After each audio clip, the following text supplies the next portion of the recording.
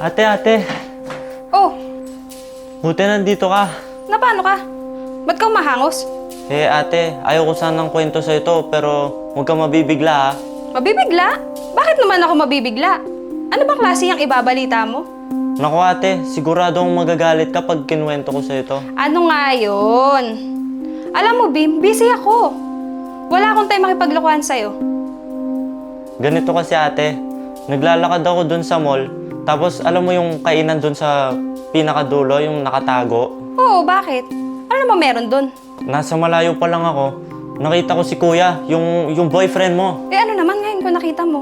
Ate, nakita ko siya dun sa harap ng resto, may ka-holding hands na babae. Kanina lang ba to?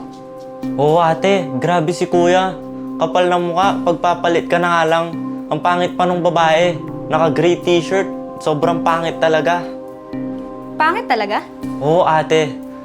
Kahit ikaw mapapangitan ka pag nakita mo siya. Mandidiri ka pa. Lika nga dito.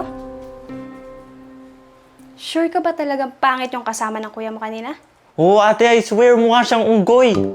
Bugok ka pala eh! Ako yung kasama ni kuya mo kanina! Ha? Ikaw pala yung kasama ni kuya. Kaya pala ang pangit. Nako naman, Bim!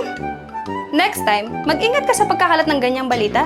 Alam mo ba yung ginagawa mo? Chismis yan. Kalalaki mong tao, chismoso ka. Langya ka, Bim. Tinawag mo pa akong pangit.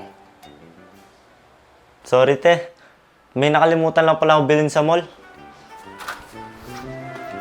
Bugok na yon? Inulit-ulit pa na pangit ako? Langya naman.